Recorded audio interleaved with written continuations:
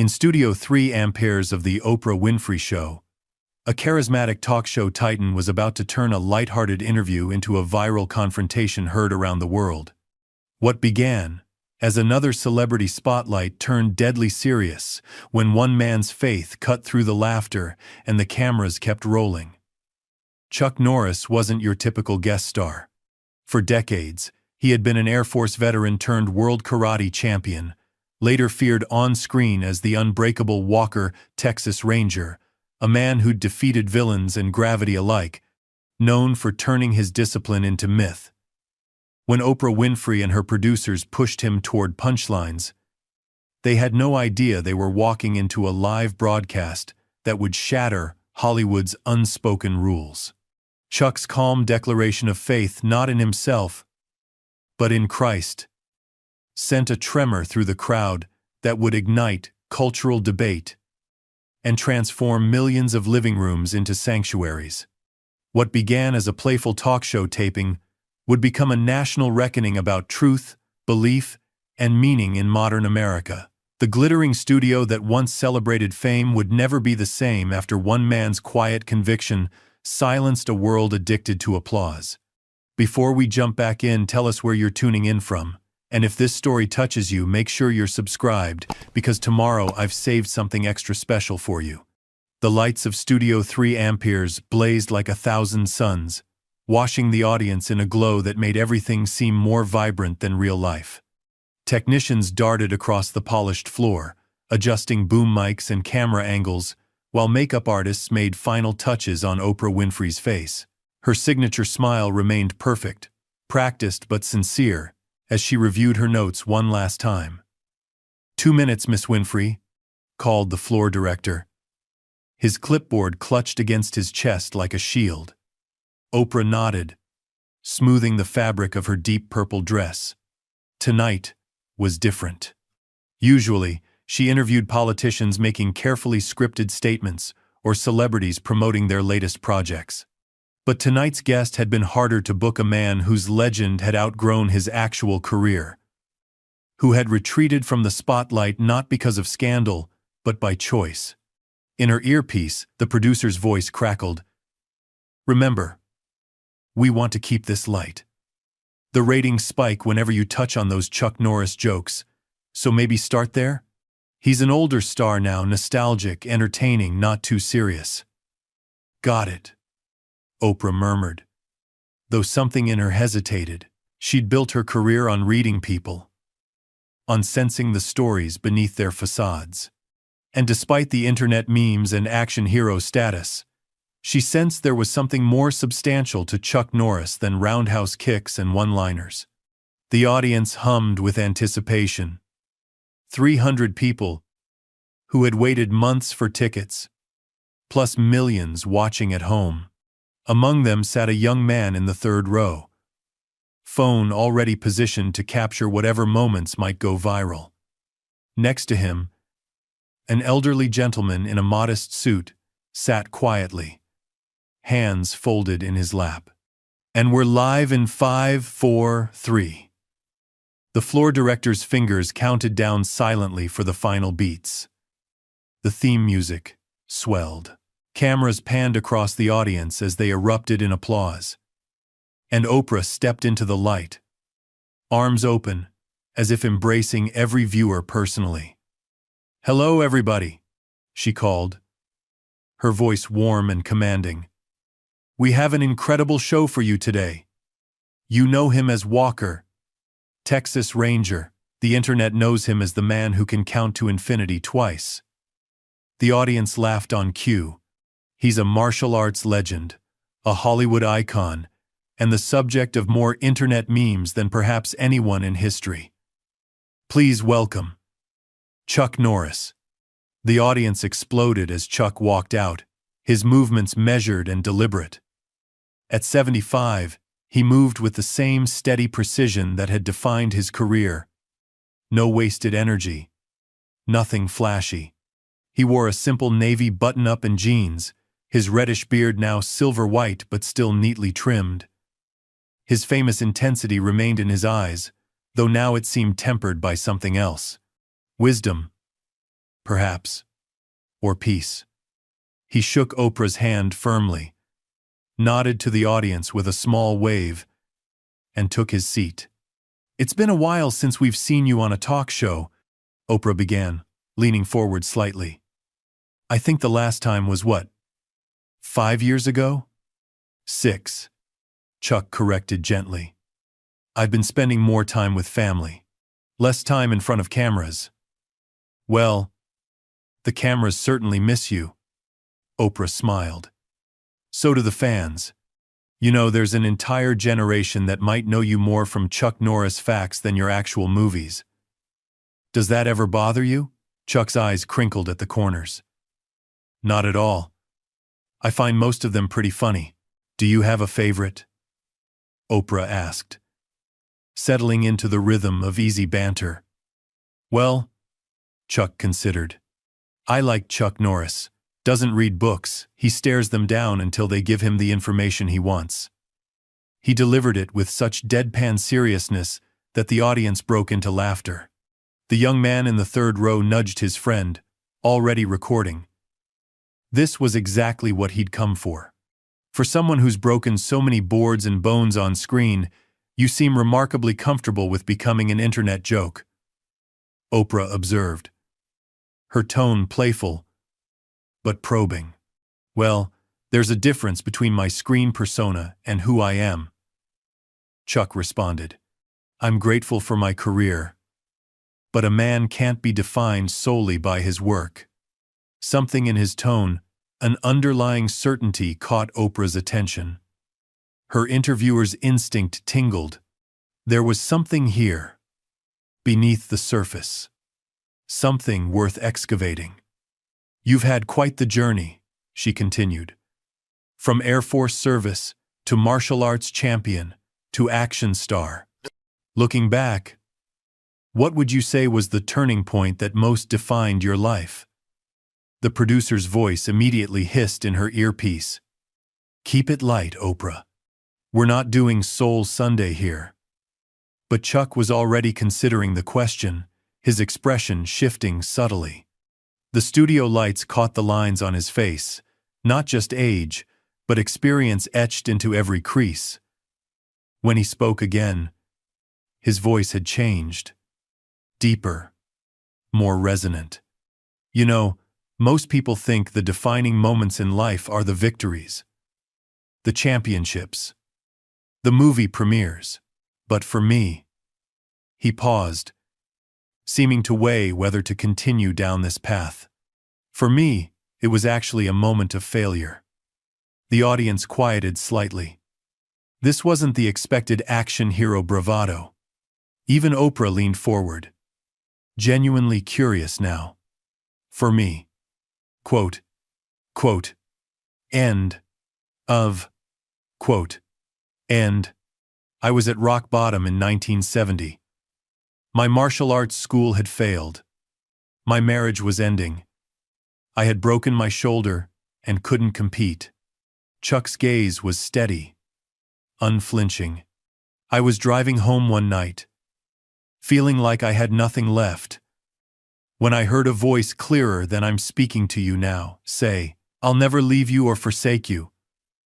The producer's voice crackled urgently. "Cut him off. Steer back to Hollywood stories." But Oprah, despite herself, was caught in the gravity of his sincerity. "And that voice was? That was the moment I found faith," Chuck said simply. "Or maybe it found me. That night changed everything." A flicker of surprise crossed Oprah's face, quickly masked by her professional poise. She hadn't expected this turn. Celebrity spirituality usually came packaged in vague platitudes about energy and the universe, not direct references to biblical promises. Especially not from a man known for roundhouse kicks. "Faith," Oprah repeated, trying to recalibrate. Her tone shifted slightly, taking on the light-hearted skepticism that often played well with her audience.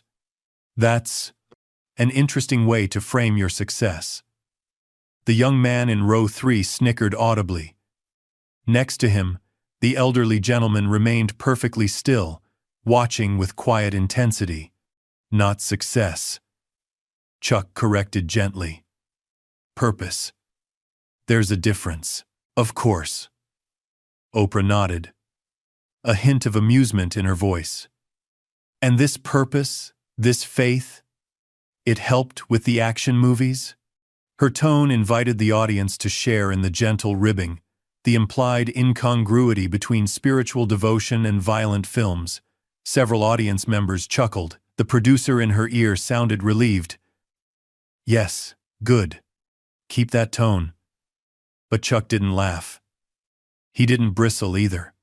He simply sat, composed and certain, like an oak tree, unmoved by a passing breeze. My faith helped me understand that my identity isn't in what I do, he said. It's in who I am. And more importantly, whose I am. The studio seemed to shift almost imperceptibly. The audience's laughter faded a beat too quickly, leaving an unfamiliar silence. Oprah felt it too, the subtle resistance in the air, as if she were suddenly swimming against a current she couldn't see. In her ear, the producer urged, "Transition now. We've got the Bruce Lee story queued up on the monitor." But something kept Oprah from following the script. Perhaps it was journalistic curiosity, or maybe the unguarded authenticity in Chuck's eyes. Whatever the reason, she found herself asking, "And who do you believe you belong to, Chuck?" "To God," he answered, without hesitation or apology. "Everything else, the fame, the jokes, even the movies, that's all temporary. But faith, that's the foundation everything else is built on." The producer's voice grew urgent. "Oprah, we're losing the room. Pivot to." She discreetly reached up and adjusted her earring, simultaneously lowering the volume of her earpiece. Something was happening in this interview. Something real. And Oprah Winfrey had built an empire on recognizing authentic moments when they appeared. "That's a bold statement in Hollywood," she remarked, her tone hovering between challenge and curiosity. Chuck smiled slightly. "Truth often is." As Act I closed, the camera panned across the audience. The young man who had come for memes and jokes now looked slightly uncomfortable. The elderly gentleman in the simple suit leaned forward, his attention completely focused. And between them, 300 people sensed that what they had come to see, a light celebrity interview, was transforming into something else entirely.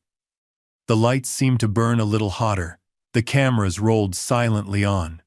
And Oprah Winfrey, master of television, felt the first hint that this conversation might be taking her somewhere she hadn't planned to go. "Bold statements seem to come naturally to you," Oprah continued, settling deeper into her chair. The teleprompter had gone dark, they were off script now. "You've never been shy about your convictions." "I try to live what I believe," Chuck replied. "That's all." "And what exactly do you believe, Chuck?" Oprah's tone remained light, but there was an edge beneath it now, the skilled interviewer, gently prodding, looking for an angle. "Because in today's world, faith can mean so many things. Some people believe in energy, or the universe, or their own potential. I believe in Jesus Christ," Chuck stated plainly. No preamble, no qualification. "I believe he died for our sins and was resurrected. I believe his word is truth." A ripple moved through the audience, subtle but unmistakable. In Los Angeles, in a television studio, such straightforward religious declaration felt almost anachronistic. The young man in the third row shifted in his seat, a half-smile playing at his lips. The elderly gentleman nodded almost imperceptibly. Oprah's laugh was practiced and warm, diffusing the moment. "Well, that's refreshingly direct. But surely, as someone who's traveled the world and experienced different cultures, you recognize that's just one perspective among many?" "Of course," Chuck nodded. "I respect everyone's right to their beliefs." "But you think yours are correct?" Oprah pressed. her smile still in place, but her eyes more focused. "I think truth exists," he replied simply, "whether we recognize it or not." In Oprah's ear, the producer's voice grew increasingly agitated. "This is getting too religious. Viewers are going to change channels, pivot to his charity work or the new book." But something about Chuck's calm certainty, not argumentative, not defensive, just resolute, made Oprah continue down this path. Perhaps it was the challenge of it. Perhaps it was genuine curiosity about how a man known for action films reconciled faith with violence. Or perhaps it was something more, the rarity of encountering someone who seemed completely unconcerned with how he was perceived. "Let's talk about that," she said, ignoring her producer's directions. "Because I've always found it fascinating how people of faith, particularly Christians in entertainment, compartmentalize. You've built a career on films where you, well, beat people up." She chuckled, inviting the audience to join her. "How does that square with turn the other cheek?" Several audience members laughed appreciatively. It was a fair question, and one that seemed to highlight an obvious contradiction. Chuck took it in stride. "That's a thoughtful question," he acknowledged. "I've never claimed to be perfect. Just forgiven." He paused, considering his words carefully. "But I also believe there's a difference between stories and reality. In my films, I've often played characters who fight for justice, who protect the innocent. Those aren't values at odds with my faith. But the violence," Oprah pressed, "is theatrical?" Chuck finished. "In real life, I've always taught my martial arts students that the ultimate goal is to avoid conflict. True strength isn't about dominating others, it's about having enough self-control that you don't need to prove anything." The camera caught a close-up of his face, the weathered lines, the steady eyes. For a moment, the action star facade fell away completely, revealing someone more complex than the roundhouse-kicking caricature most people knew. "That's an interesting perspective," Oprah said, her tone softening slightly. "Self-control rather than dominance. But doesn't faith itself, particularly the kind you're describing, demand a certain kind of dominance? The insistence that your way is the only way?" The producer was practically shouting now. "You're alienating half the audience. Go to commercial." Oprah subtly turned down her earpiece again. There was something happening here, a tension that felt electric, important somehow. "Faith isn't about dominance," Chuck responded, still unruffled. "It's about surrender. About recognizing there are things bigger than yourself."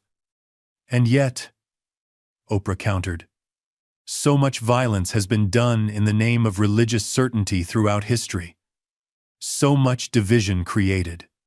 In today's world especially, when we're trying to find unity, doesn't that kind of black and white thinking cause more harm than good?" Several audience members nodded in agreement. The young man in the third row had stopped smirking and was now watching with genuine interest, his phone lowered slightly. Chuck was quiet for a moment, considering. When he spoke again, his voice carried no defensiveness, no tension, just thoughtful certainty. "Evil isn't caused by people who believe in moral absolutes, Oprah. It's caused by people who believe they themselves are the absolute, who put themselves in God's place." His weathered hands rested calmly in his lap. "True faith should make you more humble, not less." The air in the studio seemed to thicken.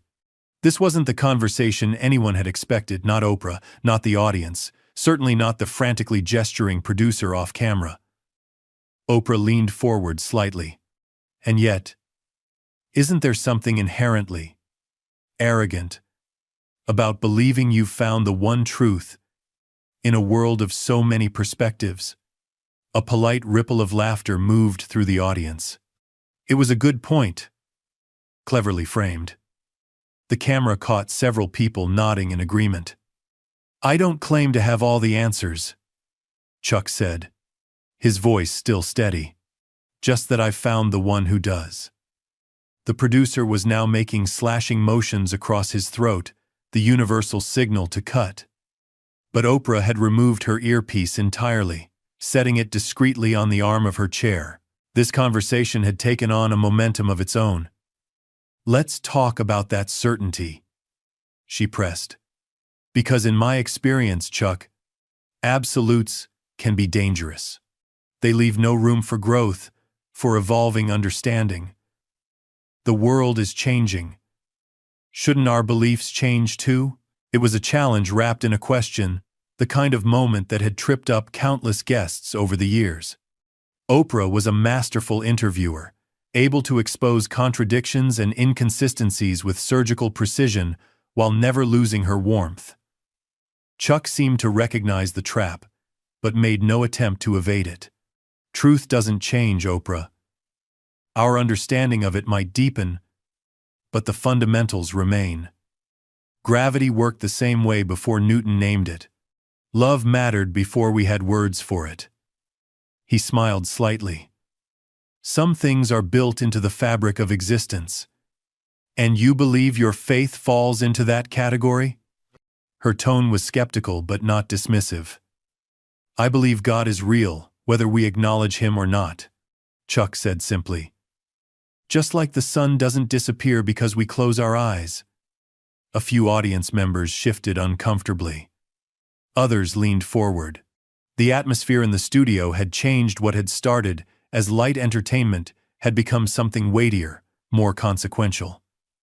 "I respect your conviction," Oprah said, her voice taking on the slightly amused tone of someone humoring an old-fashioned perspective. "But surely you recognize how that sounds to many modern ears. The idea of absolute truth in spiritual matters seems, well, outdated in our pluralistic world." The camera caught a few knowing smiles in the audience. The young man in the third row looked relieved that someone was finally pushing back against these antiquated notions. But Chuck remained unmoved, neither defensive nor angry. Just steadfast. "Truth isn't determined by popular vote," he said gently. "It exists independent of our opinions about it." "And you're certain you found it?" Oprah pressed, a hint of challenge in her voice. Chuck's response was quiet, but unwavering.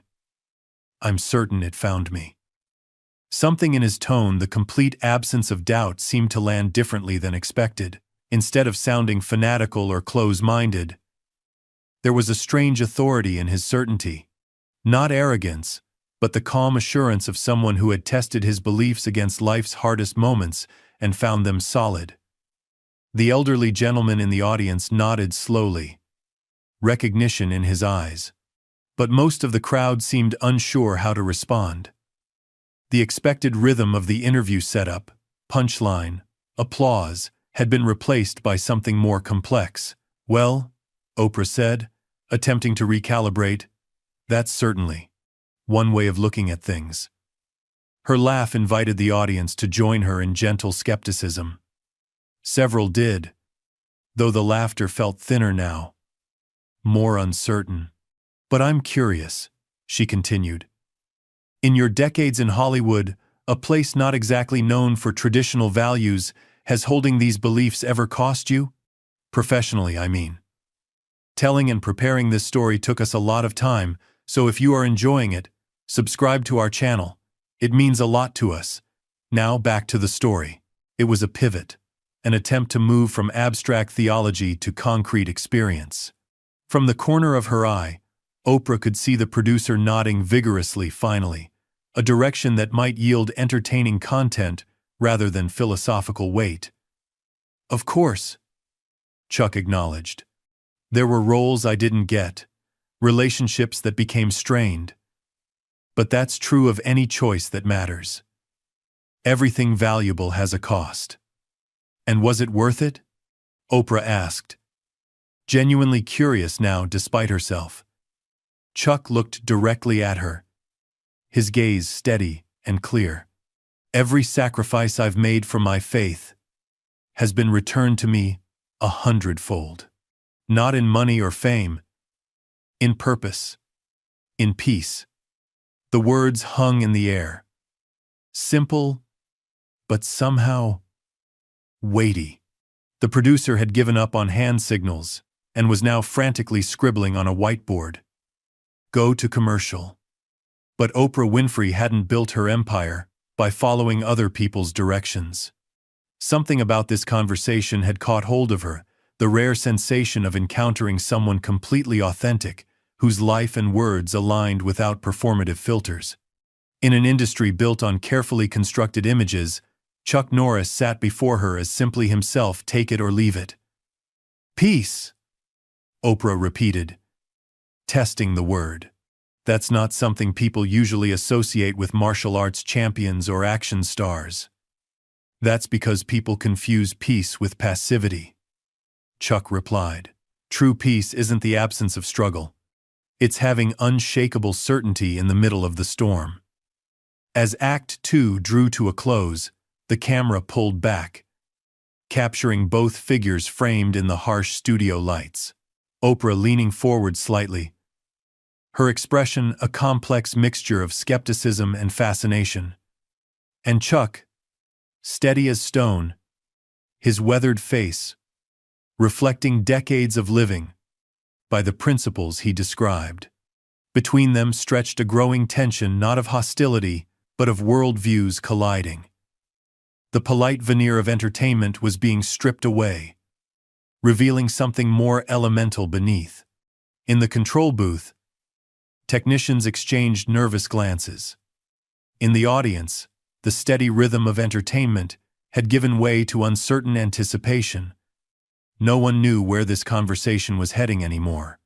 Least of all, Oprah Winfrey herself. Unshakable certainty.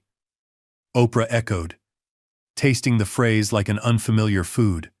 That's a bold claim in uncertain times. She shifted in her chair, recrossing her legs as cameras captured the movement from multiple angles. Most intellectuals today would say certainty is dangerous.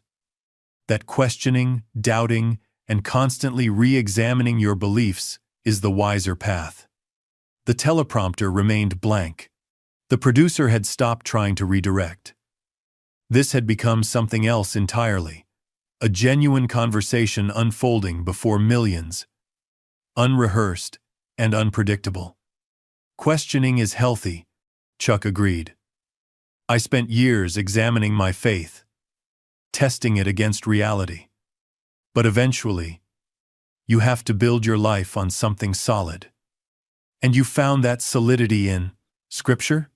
Her tone carried a hint of well-practiced media skepticism, the kind that had disarmed countless politicians and celebrities over the years. In relationship, Chuck corrected gently, faith isn't primarily about rules or rituals, it's about knowing God personally. Oprah allowed a small, skeptical laugh to escape. Personally? Like you just talk to God? The studio audience chuckled appreciatively, grateful for the momentary release of tension. The young man in the third row grinned widely. Phone raised again to capture what promised to be an amusing exchange. But Chuck didn't return the smile. His expression remained thoughtful, serious without being severe.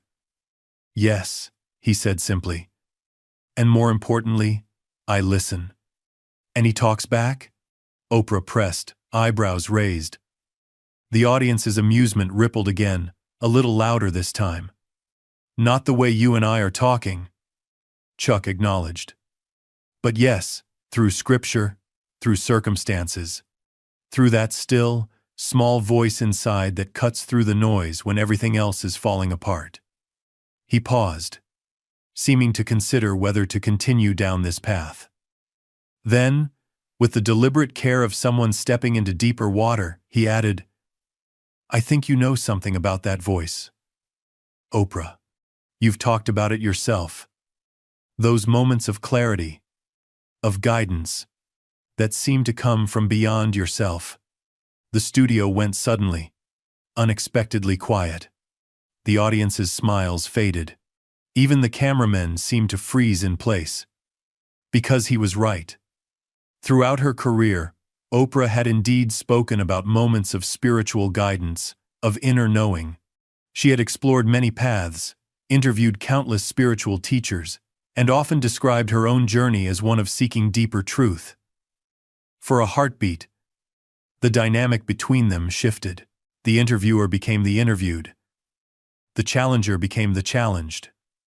Oprah recovered quickly, her professional poise reasserting itself.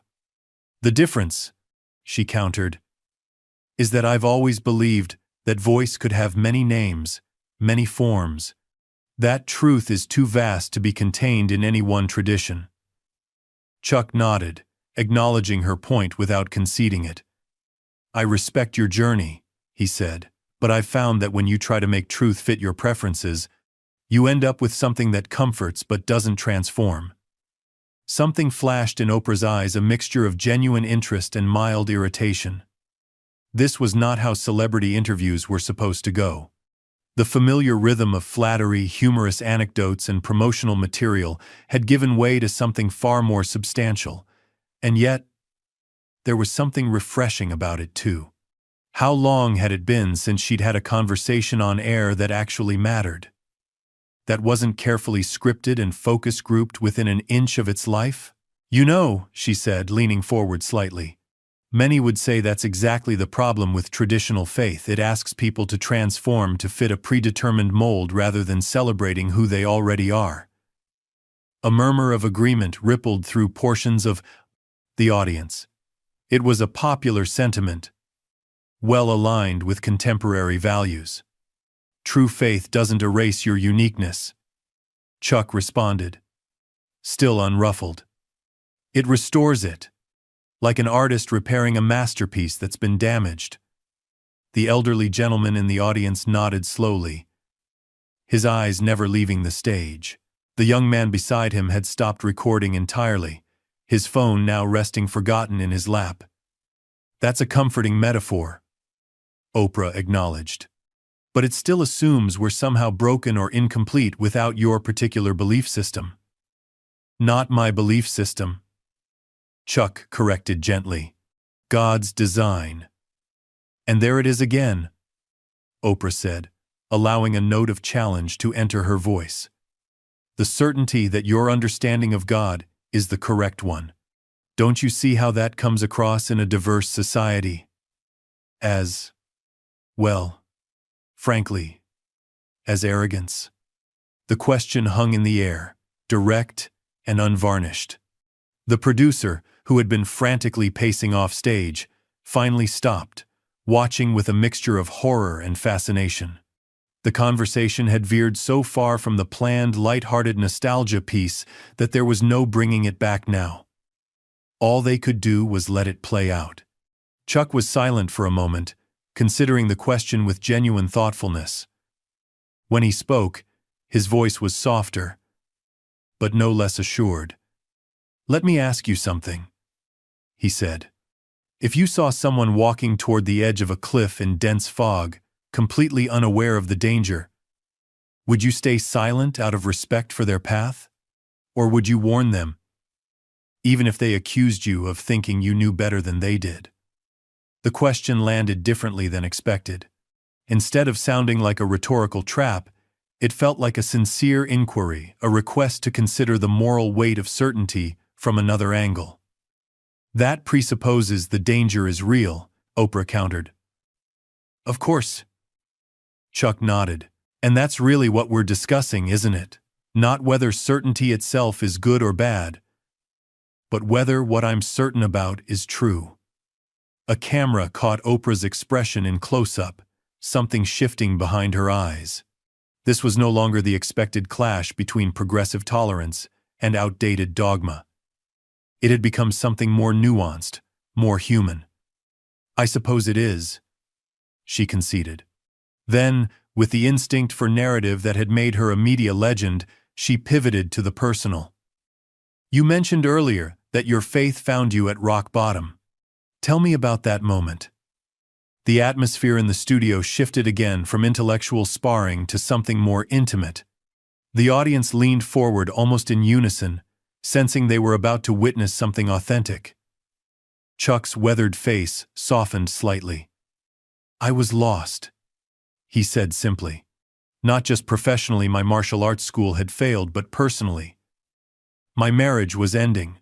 I felt like I had no purpose, no direction." The raw honesty in his voice created a sudden vacuum of attention. Even the stagehands stopped moving, caught in the gravity of genuine emotion. "I was driving home one night," Chuck continued, "so angry at life, at myself, at God, though I didn't really believe in him then. And I said out loud, 'Why is this happening to me?' The silence afterward felt heavy, empty." He paused, his gaze distant, revisiting that moment from decades ago. And then, as clearly as I'm hearing your voice now, something inside me said, "Because you've been fighting the wrong battle. It's time to surrender."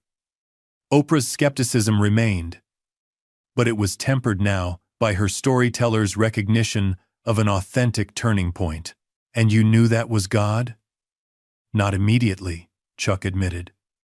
"At first, I thought I was losing my mind, but that moment, that clarity in the middle of chaos, it led me to start searching, reading, asking questions. Eventually, I realized I'd spent my whole life building physical strength while neglecting spiritual strength. I'd become exactly what the world told me a man should be: tough, self-reliant, successful, and it left me empty." The camera panned across the audience. The younger man, who had come for entertainment, now sat perfectly still, his expression troubled and thoughtful. The elderly gentleman beside him closed his eyes briefly, as if in silent prayer. "And that emptiness," Oprah prompted, her interviewer's instinct for the narrative arc reasserting itself, "it was filled by faith?" "Not by faith itself," Chuck clarified. "By the one I place my faith in. There's a difference. Faith is just the vehicle, Christ is the destination." There it was again, that unflinching directness that seemed simultaneously out of place and yet strangely compelling in its authenticity. No PR-friendly vagaries about higher power or spirituality. Just straightforward conviction. "You speak about this with such certainty," Oprah observed, "as if there's no room for doubt." "Oh, I've had doubts." Chuck smiled slightly. "Everyone does. Faith isn't the absence of doubt, Oprah. It's the choice to trust despite it. And that choice," Oprah pressed, "it sustained you through everything? The fame, the failures, the transitions of life?" "It's more than sustained me," Chuck said. "It's defined me. Not the movies, not the martial arts championships, those things fade. But knowing who you are and why you're here, that changes everything." Something in his tone, the complete absence of performance, seemed to affect Oprah. She had interviewed thousands of people, become expert at distinguishing authentic emotion from practiced anecdotes. And despite her philosophical disagreements, she could sense the genuine depth in Chuck's words. "I've talked with so many people about their spiritual journeys," she said, her tone softening. "And I've always believed there are many paths to what you might call God. That all religions, at their core, are reaching for the same truth." It was an olive branch of sorts, an acknowledgement of his sincerity, while maintaining her more inclusive worldview. Chuck received it with respect, but didn't compromise. "I believe Jesus when he said, 'I am the way, the truth, and the life. No one comes to the Father except through me.' That doesn't mean I disrespect other beliefs. It just means I take Christ at his word. Even if that word excludes billions of people who believe differently?" Oprah challenged, though without the edge that had characterized her earlier questions. "Especially then," Chuck replied. "Because if he's right, the most loving thing I can do is share that truth, not water it down." The producer, watching from off stage, had given up entirely. The planned segment on Chuck's charity work, the pre-selected clips from his most famous films, the surprise video message from his Walker, Texas Ranger, co-stars, all of it had been abandoned. This had become something else entirely, a rare moment of unfiltered conversation about matters that entertainment television usually avoided like the plague. "We should probably take a commercial break," Oprah said, suddenly aware they'd gone well past the scheduled time. But there was reluctance in her voice. For all the potential controversy, something about this exchange felt important, the kind of television moment people would talk about later. "Before we do," Chuck said, leaning forward slightly, "I'd like to share one story about why this matters beyond just personal belief." Oprah hesitated, then nodded. "Go ahead." As Act 3 concluded, the camera pulled back to capture the entire stage, Oprah and Chuck framed against the studio backdrop, both leaning toward each other now. The artificial distance between interviewer and subject had narrowed. The polished veneer of entertainment had given way to something more authentic. In the control room, directors and producers watched in tense silence, aware they were witnessing something rare in modern television, an unscripted conversation about matters of genuine consequence, broadcast live to millions of homes across America. And in those homes, viewers who had tuned in expecting light celebrity nostalgia found themselves drawn into unexpected contemplation of life's deepest questions, guided by an aging action star who had found something beyond fame, and the media icon who had accidentally provided the platform for his message. "When I was filming Delta Force in Israel," Chuck began, his voice taking on the quieter tone of personal reflection, "we were shooting a difficult scene on a mountain ridge. The sun was setting, and we were losing light fast. Everyone was stressed, the director was shouting. Crew members were rushing around. Actors were tense. The audience had settled into complete stillness, the earlier awkward laughter replaced by attentive silence.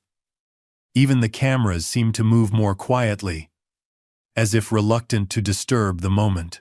I stepped away for a minute, just to catch my breath, and found myself looking out over the Sea of Galilee. The same waters Jesus walked on, where he called his disciples." Chuck's weathered face softened at the memory. And in that moment, something shifted. All the chaos of the film set, the pressure of schedules and budgets, it all fell away. I realized I was standing where history changed forever. Not because of armies or empires, but because one man spoke truth that transformed the world. Oprah watched him carefully, her expression a complex mixture of professional interest and personal consideration. She had built her career on emotional intelligence, on recognizing authentic moments, and despite her different perspective, she could sense the genuine depth in Chuck's recollection. "What happened next?" she asked softly, momentarily setting aside her role as challenger. "I went back to the set with completely different eyes," Chuck continued. "The stress was still there, but it didn't touch me the same way. I remember the director was surprised, asked me why I seemed so calm when everyone else was frantic. A small smile touched his lips. I told him, because 2,000 years from now, no one will remember this movie. But they'll still be talking about what happened right here, where we're standing." A camera caught the young man in the third row, his earlier smirk completely gone now.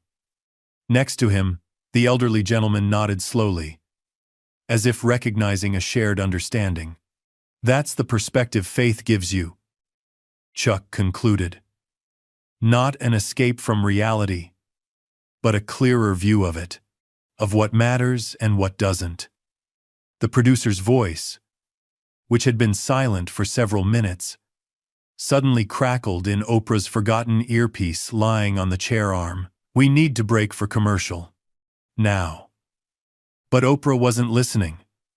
Something about Chuck's story had broken through her professional facade, not converting her to his perspective, but awakening a genuine curiosity about it. "You know," she said, leaning forward slightly, "I've always been drawn to stories about moments of clarity, those rare instances when the noise falls away and something essential reveals itself."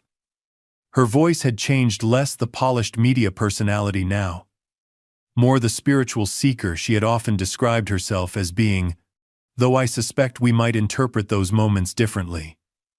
Chuck nodded, acknowledging the distinction without pressing it. The interpretation matters less than recognizing the experience itself, he said, that there are depths beyond the surface of things.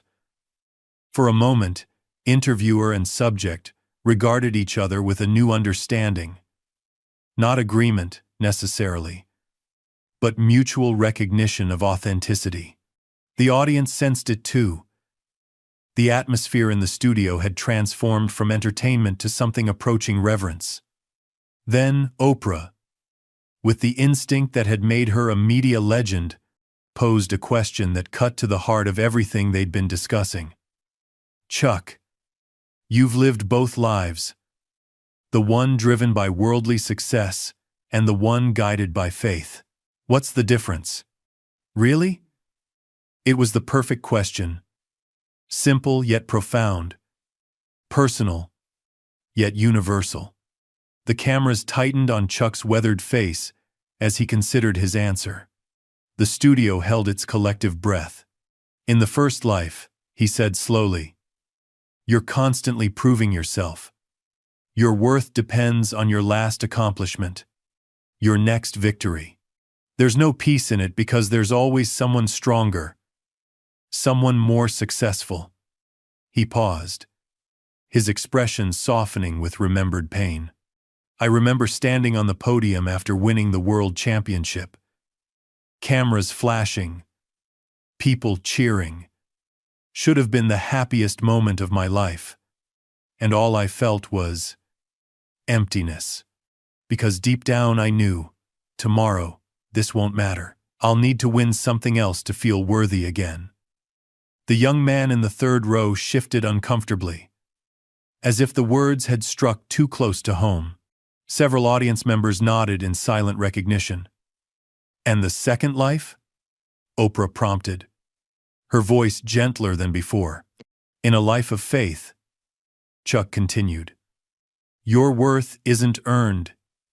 It's given. Not based on what you do, but whose you are. You still strive for excellence, but from a place of security, not desperation. His eyes held a clarity that seemed to pierce through the artifice of the studio setting. The world says, accomplish more to be valued. Faith says, you're already valued now, go accomplish what matters. The simplicity and depth of the answer seemed to land with unexpected weight. Even Oprah appeared momentarily at a loss for words, a rarity for someone whose career was built on verbal dexterity. In the control booth, technicians exchanged glances. Producers who had been frantically signaling for a commercial break gradually lowered their hands. Something was happening that transcended the usual calculations of ratings and segment timing. Something genuine. When Oprah spoke again, her tone had shifted completely. The polite skepticism, the practiced interviewer's distance, both were gone. In their place was something more vulnerable, more human.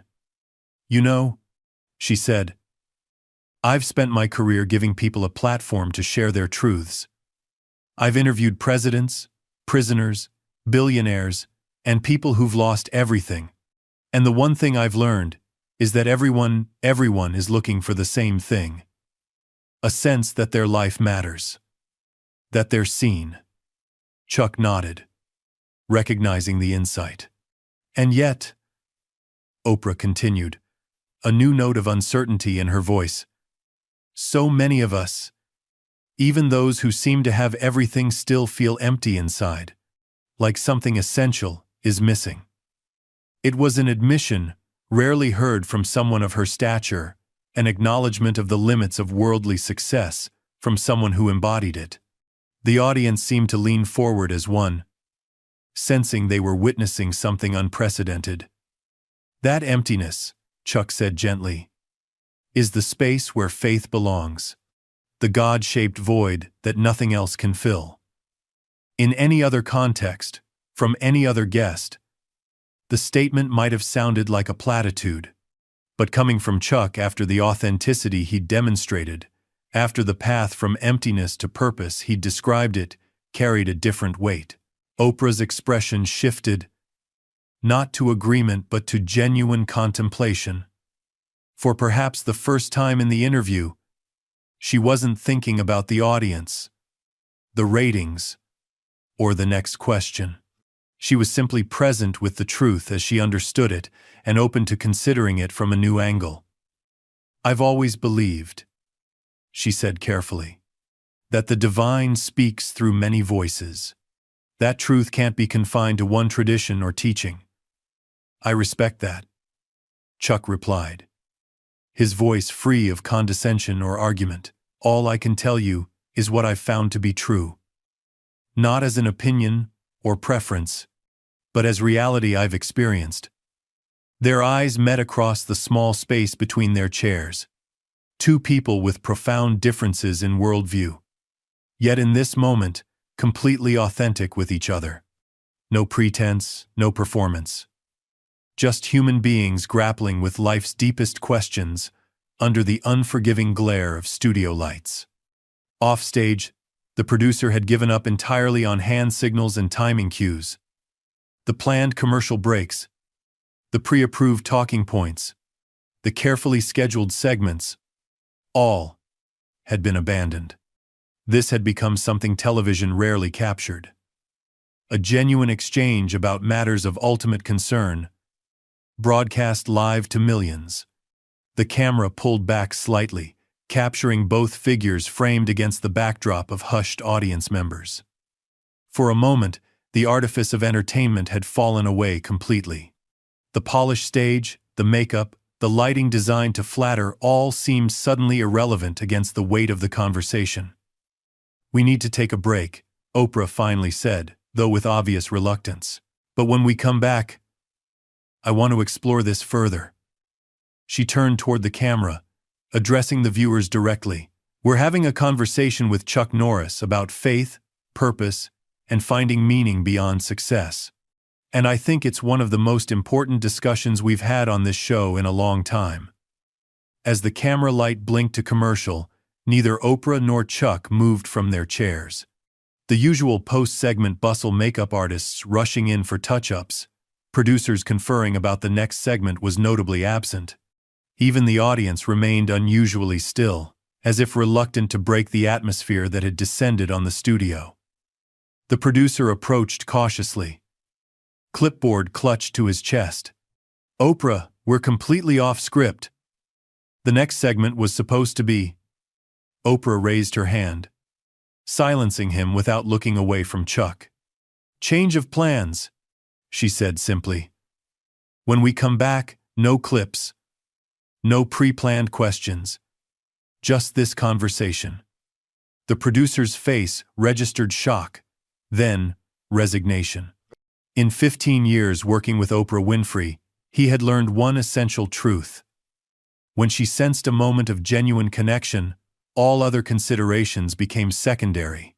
As the studio crew scrambled to adjust to the new direction, the camera caught a final image before cutting to commercial. Oprah and Chuck still regarding each other with mutual respect, two people who had moved beyond the roles of interviewer and subject to something far more authentic.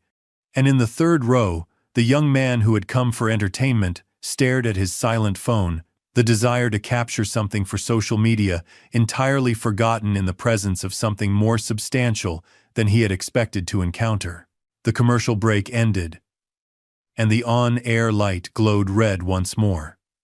But the atmosphere in Studio 3 Amperes had transformed completely. The audience had not dispersed for refreshments or checked their phones. They had remained in their seats, speaking in hushed tones, if at all. The elderly gentleman in the simple suit sat with hands clasped, eyes closed briefly as if in silent prayer. The young man beside him had put his phone away entirely, his expression troubled yet attentive. On stage, Chuck remained exactly as he had been poised, present, his weathered hands resting lightly on the chair arms. But something in Oprah had visibly shifted. The polished media persona had receded, revealing the thoughtful, spiritually curious woman beneath the icon. As the cameras rolled again, she didn't bother with the usual post-commercial pleasantries. Instead, she leaned forward and asked a question that seemed to come from a place of genuine personal interest rather than professional obligation. "Chuck, before the break you were talking about finding purpose beyond success. I'd like to ask you something more direct." She paused, seeming to choose her words with unusual care. "In your darkest moments, and we all have them, what sustains you? Not the theory of faith, but the practical reality of it when life is at its hardest." The question hung in the air, stripped of pretense. This wasn't talk show banter. It was a human being asking another human being about how to face life's inevitable suffering.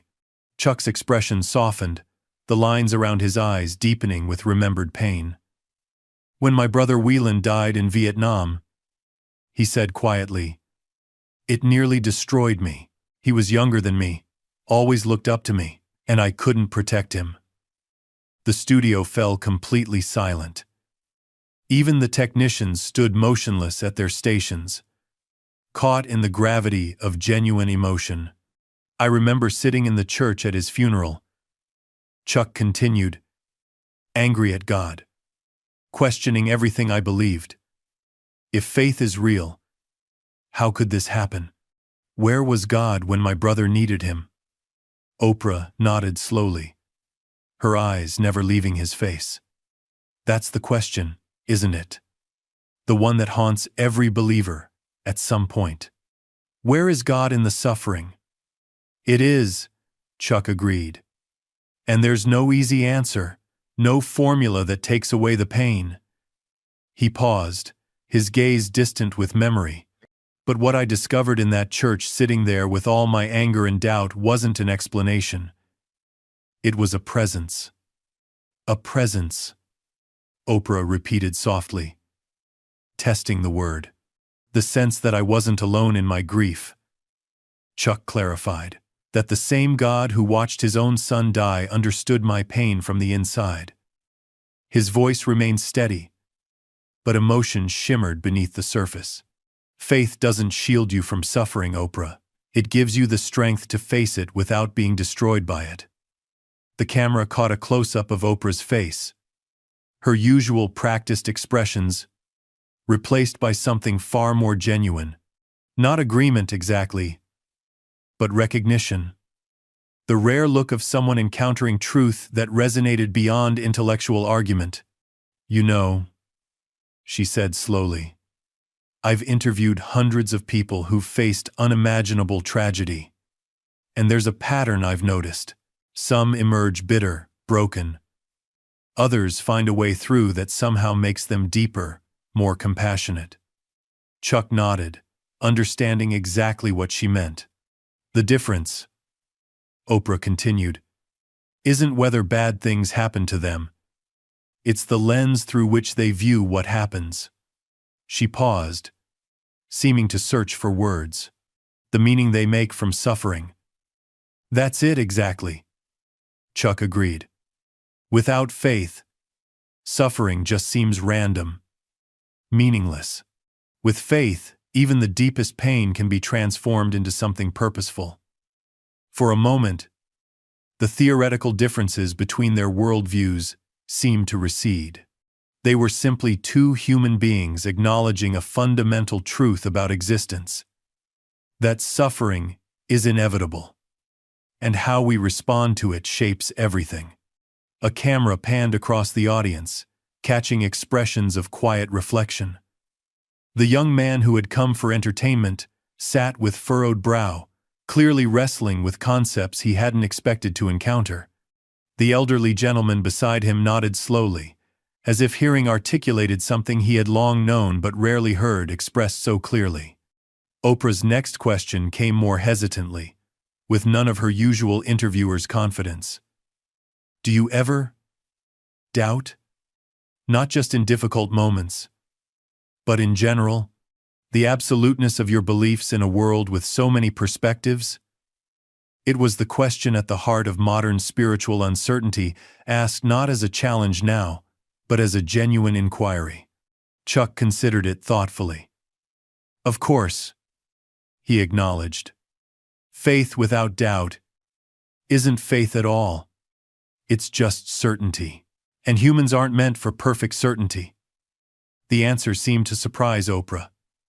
Yet, you speak with such conviction, she observed. Conviction and doubt aren't opposites, Chuck replied. They're companions on the journey. My doubts keep my faith honest, keep me searching, questioning, growing. He smiled slightly. God's big enough to handle our questions, Oprah. He's not fragile or insecure. Something in the framing of this perspective, faith as journey rather than destination, questions as strengthening rather than threatening, seemed to land differently than earlier statements. The audience's attention was complete, the usual shuffling and whispers entirely absent. I find that comforting, Oprah admitted, a new vulnerability in her voice. The idea that strength can include doubt, that questions don't mean weakness. Chuck nodded, his expression gentle. The strongest faith is tested faith, he said. Not blind acceptance, but conviction that's weathered real storms and emerged deeper. For a moment, the space between interviewer and subject seemed to vanish entirely. They were simply two people sharing insights about life's deepest questions, the cameras and audience temporarily forgotten. Then, with the instinct for narrative that had made her a cultural icon, Oprah asked the question that would define the interview. After all your accomplishments, your championships, your fame, what matters most to you now, Chuck? What do you want your legacy to be? It was the perfect culminating question, one that invited reflection on an entire life's purpose. The cameras tightened on Chuck's weathered face as he considered his answer. The control room fell silent. Producers and directors, sensing they were capturing something rare in the landscape of modern media. Absolute authenticity. Not the films, Chuck said after a moment. Not the titles or awards. Those things fade. He paused, choosing his words with care. What matters is love. How well I loved God and loved others. Whether I used the platform I was given to lift people up or tear them down. Whether I pointed to something beyond myself. The simplicity and depth of the answer seemed to resonate through the studio. There was no hint of performance in it, just the hard-won wisdom of a life fully lived. That's what I want people to understand about faith, he continued, his voice steady, yet passionate. It's not about rules or judgment, it's about relationship, about recognizing that we were created for connection with God and with each other. Oprah was silent for a moment, absorbing his words. When she spoke again, her voice carried a note of genuine wonder. You know, she said, when we planned this interview, I expected to talk about your career. Maybe hear some stories from your Hollywood days. She smiled slightly. I didn't expect this. Neither did I, Chuck admitted, returning her smile. But maybe that's how God works. In the unexpected moments, the unplanned conversations. The elderly gentleman in the audience nodded, as if confirming a deep truth. Beside him, the younger man looked thoughtful, perhaps even a bit wistful, as if glimpsing something substantial beyond the surface of life he usually inhabited. Oprah turned slightly to face both Chuck and the audience, her expression unusually unguarded. We've been talking with Chuck Norris about faith, purpose, and finding meaning beyond success. And I think. She paused, seeming to consider her next words carefully. In 15 years of broadcasting, the studio crew had never seen Oprah Winfrey at a loss for words. Yet now she appeared to be searching for language adequate to the moment. I think, she finally continued, This conversation has reminded me of something essential. That beneath all our different beliefs and perspectives, we're all asking the same questions. Why are we here? What gives life meaning? How do we face suffering with dignity? Chuck nodded, acknowledging the truth in her observation. And while we may find different answers, Oprah said, there's something powerful in asking the questions together. In moving beyond sound bites and surface conversations to what matters most. The camera pulled back to capture both figures, Oprah and Chuck, framed in the harsh studio lights, yet somehow transcending the artificial setting. For a moment, the barriers between celebrity and audience, between different worldviews, between entertainment and substance, all seemed to fall away, revealing the shared humanity beneath. We need to end our segment, Oprah said, genuine regret in her voice. But before we do, she turned fully toward Chuck, her expression open and sincere. Thank you, not just for being on the show, but for this conversation. For reminding us all that fame and success are poor substitutes for purpose and peace. The words hung in the air, not the usual talk show platitudes, but a moment of genuine acknowledgement. The audience, sensing the authenticity of the exchange, broke into spontaneous applause, not the coached response to an applause sign, but an organic expression of appreciation for what they had witnessed. As Act 5 drew to a close, the camera caught one final exchange before cutting away.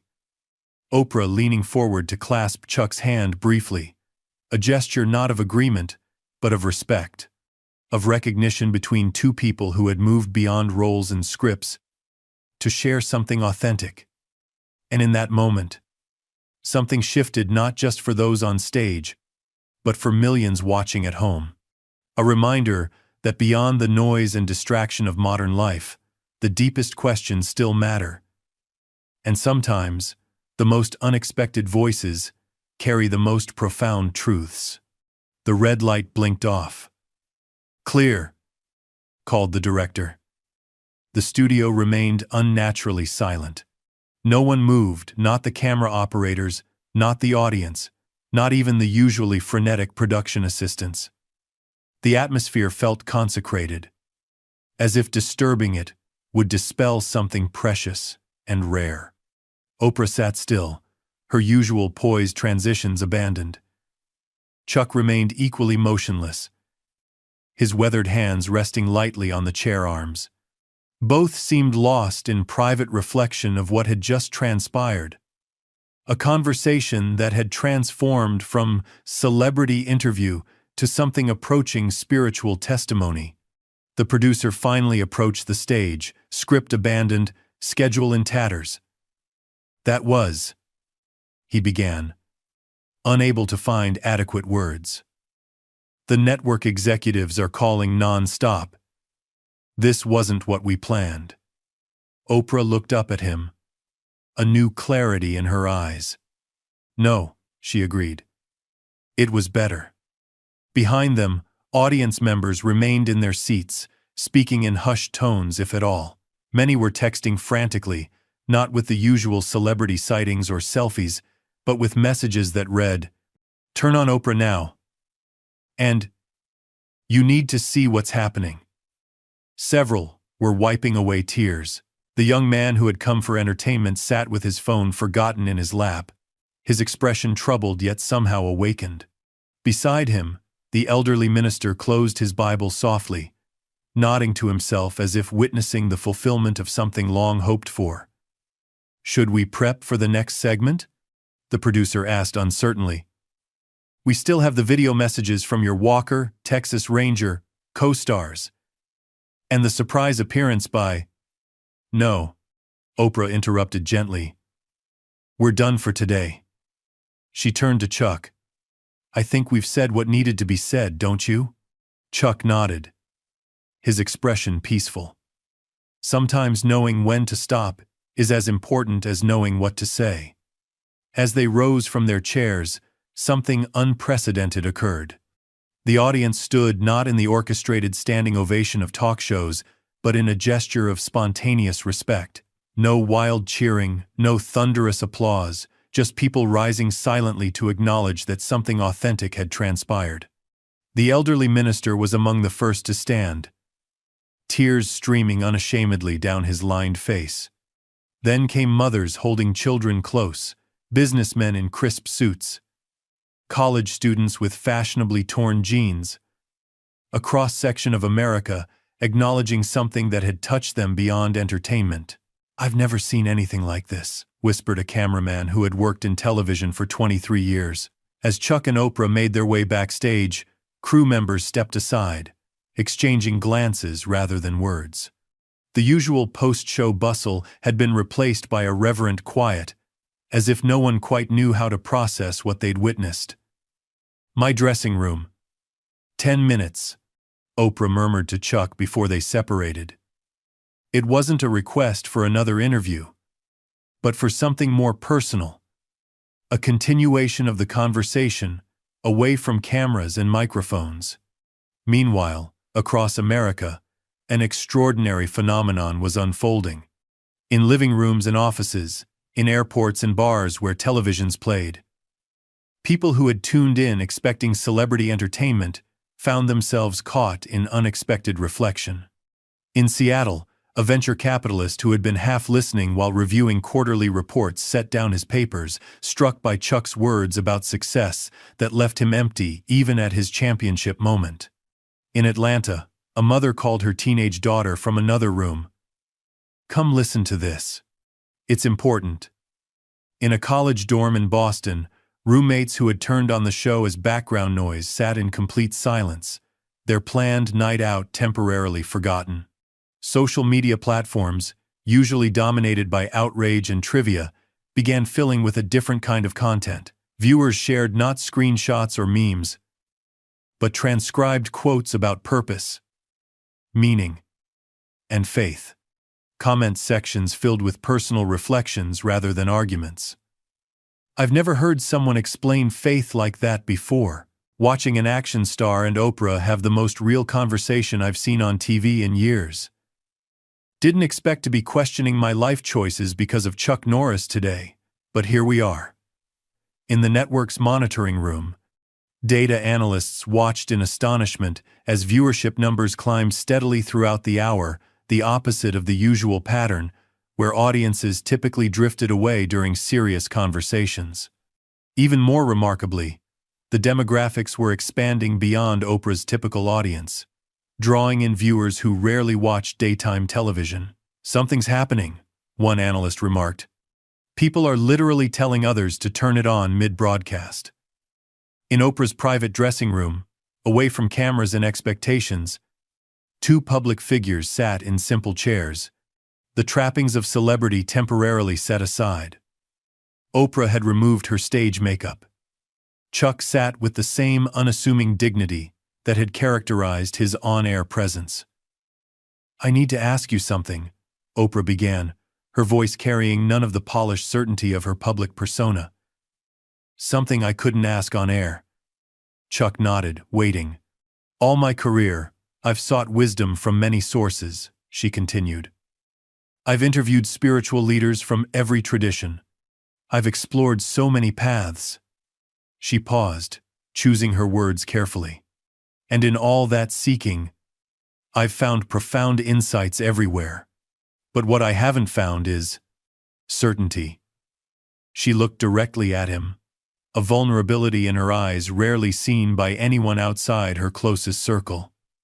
"How do you know, Chuck? Not just believe, but know that what you've found is true, that it isn't just another perspective, another interpretation?" It was the question at the heart of modern spiritual seeking, asked not as challenge now, but as genuine inquiry. Chuck considered it with the seriousness it deserved. "Faith isn't blind," he said finally. "It's tested. Through doubt, through questions, through life's hardest moments." His weathered hands rested lightly on his knees. "I can't offer you proof that would satisfy a scientist, but I can tell you that when your life is built on truth, It aligns in a way that transcends coincidence. Oprah nodded slowly, absorbing his words. I've had moments of clarity, she acknowledged. Glimpses of something beyond all this. She gestured vaguely at the trappings of fame surrounding them. But holding on to it, that's the challenge. It is, Chuck agreed. That's why faith isn't a one-time decision but a daily practice. We're human. We forget what we know in the chaos of living. Something in his framing faith as practice, rather than mere belief, seemed to resonate with Oprah's own spiritual journey. For all their philosophical differences, there was common ground in the recognition that spiritual wisdom had to be lived, not merely contemplated. You know, she said after a moment, when my team booked you, they were expecting action movie stories and Chuck Norris jokes. Chuck laughed softly. And instead they got theology and purpose. They did. Oprah smiled. And I have a feeling it's exactly what we all needed, even if we didn't know it. As they stood to part ways, their handshake conveyed deeper respect than the usual celebrity air kisses or embraces a recognition between two people who had momentarily transcended their public personas to share something authentic. Outside the studio, a small group of audience members had gathered, hoping for one last glimpse of the man whose words had affected them so deeply. Among them stood the elderly minister and the young man who had sat beside him. When Chuck emerged, escorted by security toward a waiting car, the minister stepped forward. Mr. Norris, he said, voice trembling slightly with emotion, I just wanted to thank you. I've been a pastor for 42 years, and I've never heard faith explained more clearly on national television. Chuck clasped his hand warmly. The honor was mine, he said simply. Behind the minister stood the younger man, his earlier cynicism replaced by thoughtful uncertainty. I didn't expect, he began, then faltered, searching for words. I came to see Chuck Norris, the action star. But what you said about purpose, about meaning. He paused, expression troubled, yet hopeful. It made me think maybe I've been looking for significance in all the wrong places. Chuck regarded him with genuine interest. The search itself is significant, he said gently. Keep asking the questions that matter. As the small gathering dispersed, Chuck settled into the car that would take him to his hotel. Outside, Los Angeles continued its relentless pace, the same city of glamour and surface beauty, but somehow different when viewed through the lens of the conversation that had just transpired. By morning, what had begun as a standard celebrity interview had become a cultural moment. Major news outlets ran headlines like, When Hollywood Met Faith, the interview America's talking about, and Oprah and Chuck Norris deliver most unexpected hour in television history. Clips circulated widely, comment sections filled with personal reflections rather than arguments, and hashtags trended. Number Faith on Live TV. Number Oprah hand Chuck. Number Beyond Success. What fascinated commentators wasn't sensationalism or controversy, but the rare sight of authentic conversation about life's deepest questions on mainstream television. Religious leaders from various traditions issued statements praising the respectful dialogue. Mental health professionals noted the hunger for meaning revealed by the overwhelming public response. Media critics debated whether this signaled an appetite for more substantial content in an entertainment landscape dominated by superficiality. In her Manhattan apartment, Oprah scrolled through the responses on her tablet, a cup of tea cooling beside her. Her publicist had called 4 times already, reporting that every major network wanted her commentary on what was being called the most unexpectedly profound television moment of the decade. Her phone buzzed with a text message, a rare direct communication from the .ever.a.om network president. Ratings were through the roof. Whatever that was yesterday, people are responding. Can we continue this conversation as a special series? She set the phone aside without responding immediately. The question wasn't whether such programming would succeed. The public reaction had already answered that. The question was whether mainstream television was ready to move beyond entertainment to engagement with life's deepest questions. And perhaps more personally, was she ready to facilitate such conversations even when they challenged her own perspectives? In a modest hotel room across the country, Chuck Norris knelt in his morning prayers.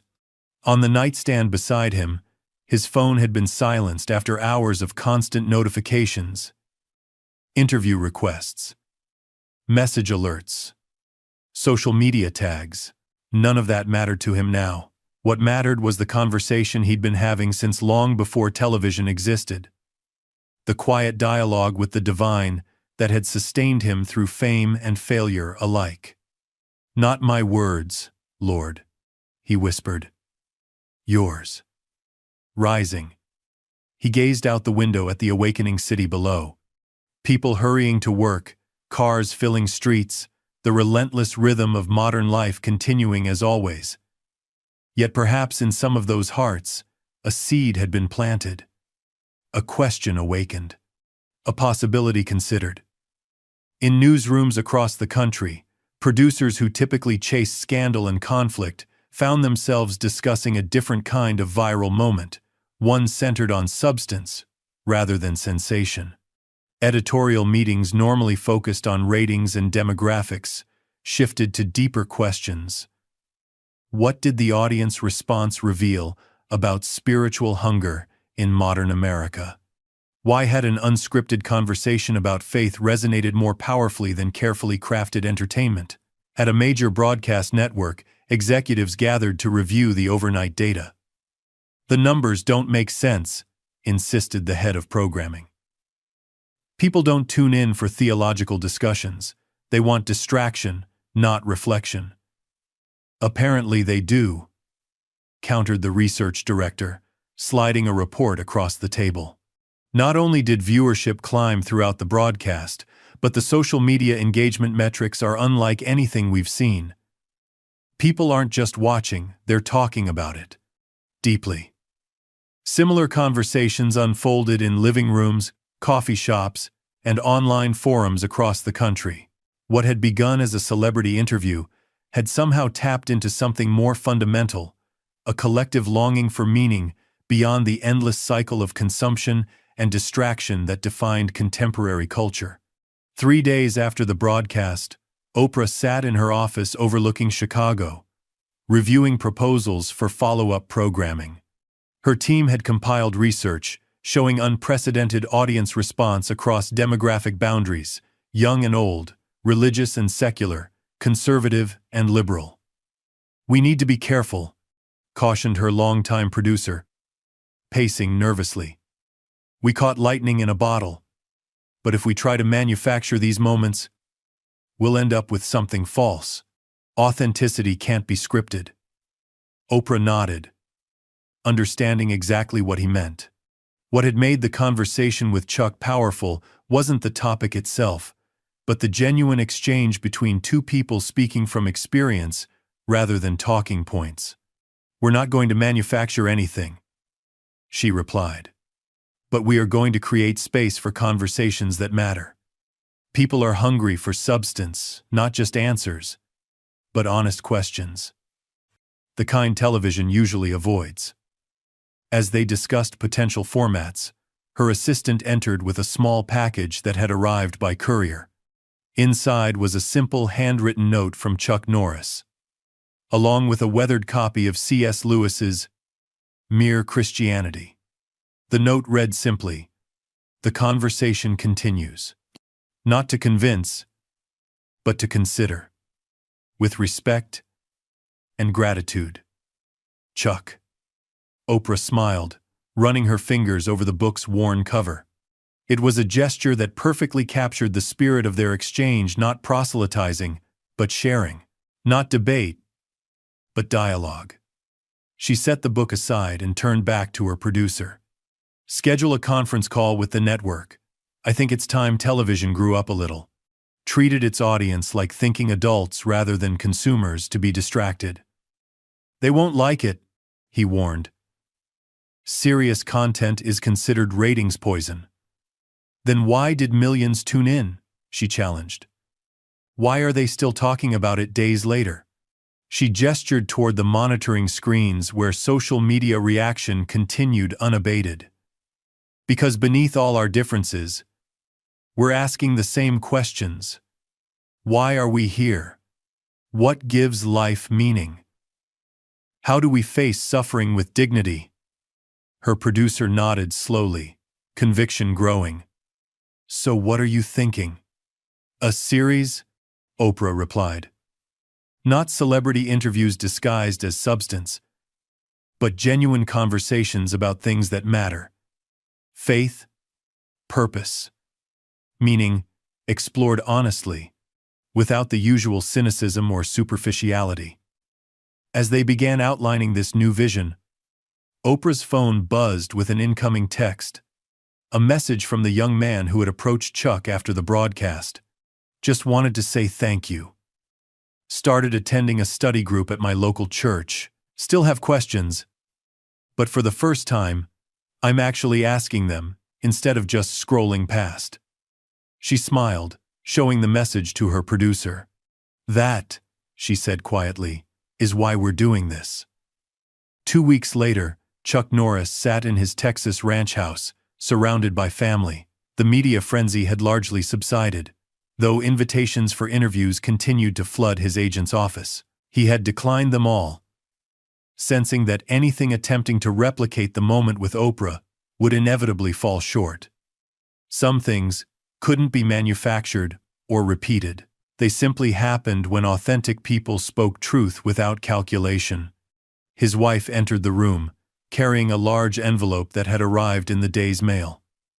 "It's from Oprah," she said, handing it to him. Inside was a formal invitation not for another interview, but for participation in a new series, exploring life's fundamental questions through the experiences of people from diverse backgrounds and beliefs.